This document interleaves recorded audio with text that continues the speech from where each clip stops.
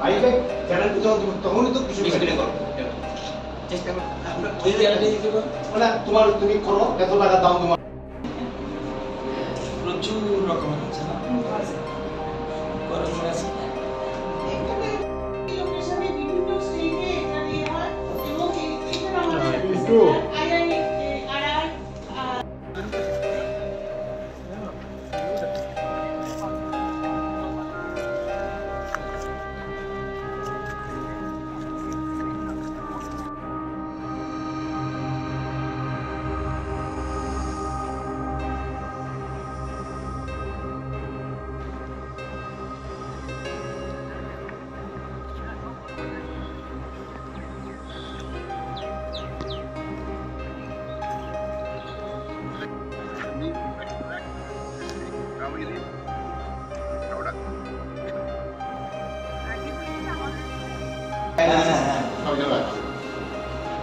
এরপরে দেখছি যে মটরটা হারিয়ে রাখছে চানা চানা চানা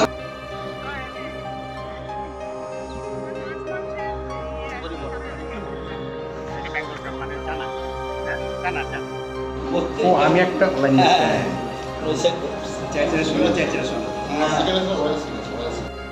লেখাই আছে এই যে বিল দেখে এসেছেন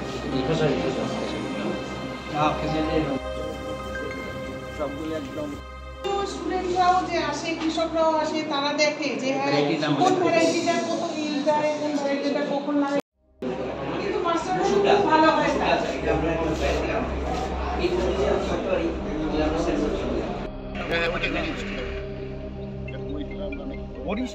বরিশালে তো জলের মধ্যে করে তার আমরা ট্যাঙ্কার জলা জমে শুধু মাত্র আপনার গাছটা যেটা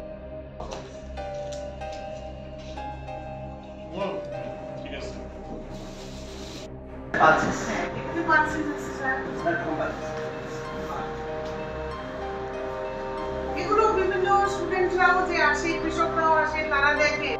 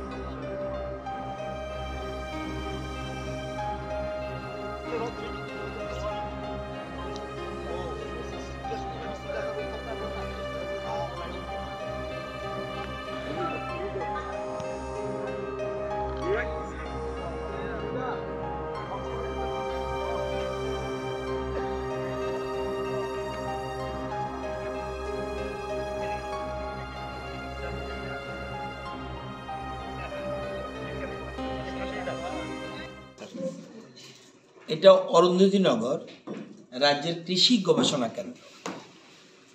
আমাদের কৃষি দপ্তরের অধীনে দুইটি গবেষণা কেন্দ্র আছে। একটা হলো কৃষি গবেষণা কেন্দ্র যেটা অরুন্ধতিনগর, আরেকটা হচ্ছে হর্টি রিসার্চ সেন্টার যেটা নাগিছড়া। এটা হলো মূল দুইটা গবেষণা কেন্দ্র যেখানে নিয়ে রিসার্চ করা হয়। এই জায়গাটা শুধু কৃষি সংক্রান্ত, মানে সবজি না, নাগিছড়া হলো সবজি ফল এসব জিনিস।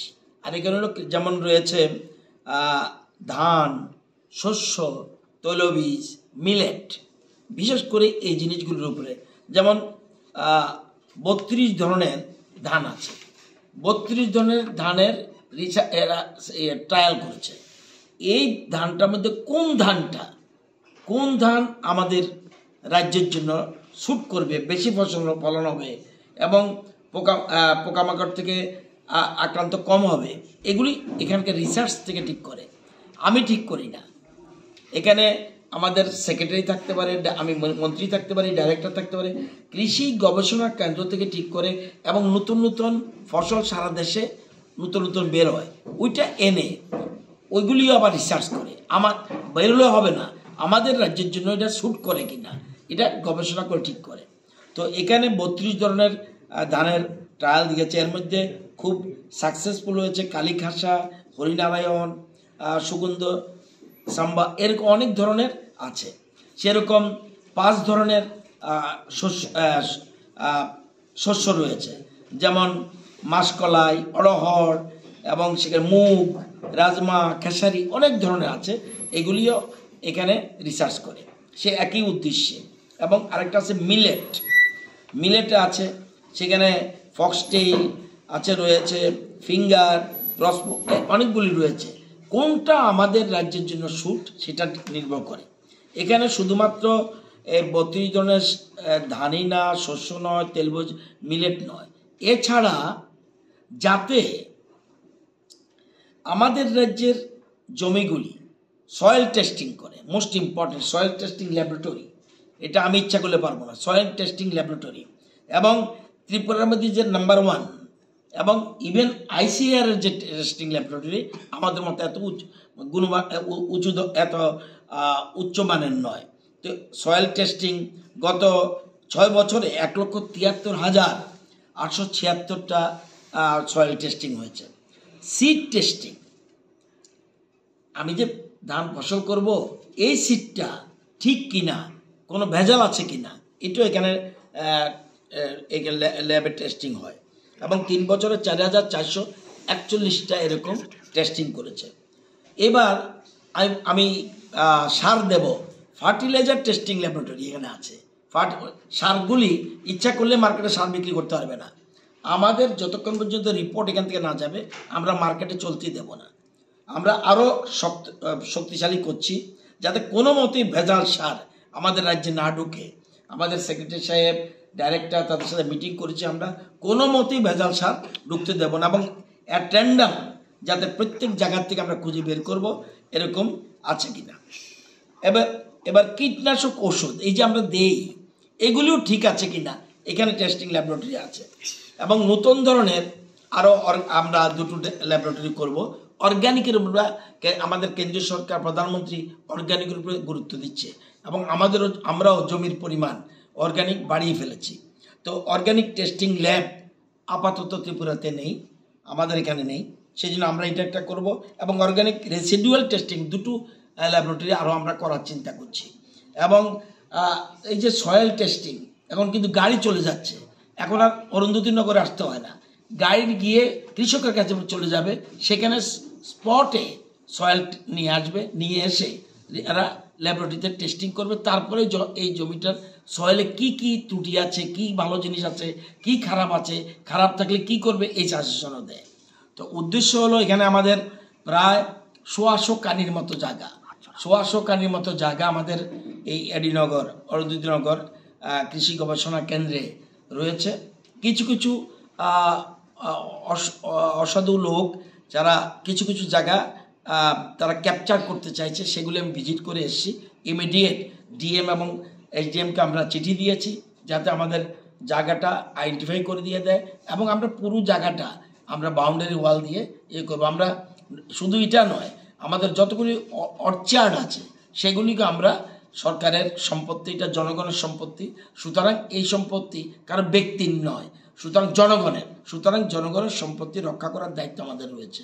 আমরা এখানে আরও কিছু ডেভেলপ করব, আরও নতুন আমরা আমাদের ইন্টারন্যাশনাল রিসার্চ সেন্টারে কেউ আসতে চাইছে এখানে কিছু করার জন্য, আমরা তাদের সাথে একসাথে থেকে কিভাবে কি করা যায় এটা দেখব। মূল কথা এই আমি কৃষিমন্ত্রী হওয়ার পরে এই রিসার্চ সেন্টারতে আসতে পারিনি, নাগিছড়া 2-3বার গিয়েছি, আসতে পারিনি। এবং এখানে আবার মাসখানেকের মধ্যে আবার আসবো, এবং একটা সাইড দেখতে পেরেছি, বাকিটা দেখতে পারিনি। এখন এখানে কি হচ্ছে এই জিনিসটা আমরা ডকুমেন্টারির মাধ্যমে সবটা জেনে নিয়েছি। তো আগামী দিনে এই রিসার্চ সেন্টারকে আরও শক্তিশালী করব।